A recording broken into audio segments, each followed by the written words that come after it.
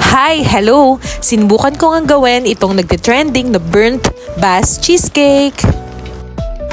At napakadali lang niyang gawin. Tara, samahan niyo akong gawin ng burnt bass cheesecake.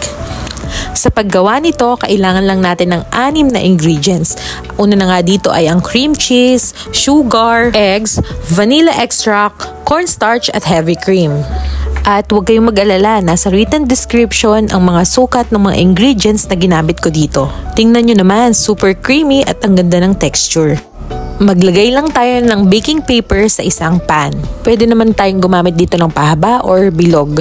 At sa isang bowl, maglagay lang tayo ng cream cheese at i-whip lang natin hanggang maging smooth siya. Tapos, ilagay naman natin yung sugar. Maganda kung powdered sugar ang gagamitin mo para maging smooth. Wala lang akong nabili sa market, kaya yung ordinary sugar lang yung ginamit ko. Susunod naman, maglalagay tayo ng 3 eggs. Incorporate lang ang paglagay ng 3 eggs. Kada lagay ng itlog ay kailangan mong i-mix. Importante na lahat ng ingredients na gagamitin natin ay naka-room temperature. Huwag na nating i-chill para mas madali siyang maluto.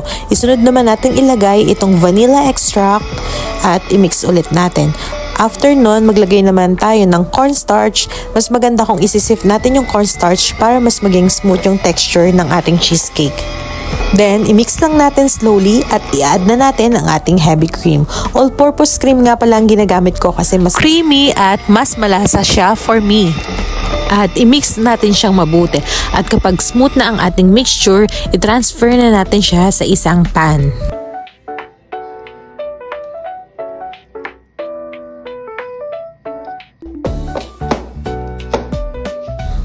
At isa lang na natin siya sa isang preheated oven in 40 minutes.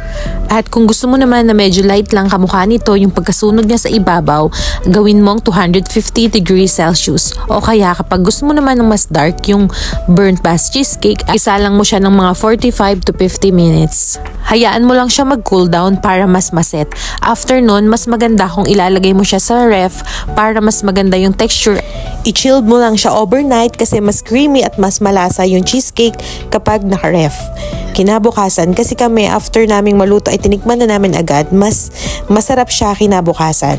So ayan, as you see, sobrang creamy at yummy. Siguradong mag-e-enjoy ang buong pamilya nyo kapag natikman nyo ito.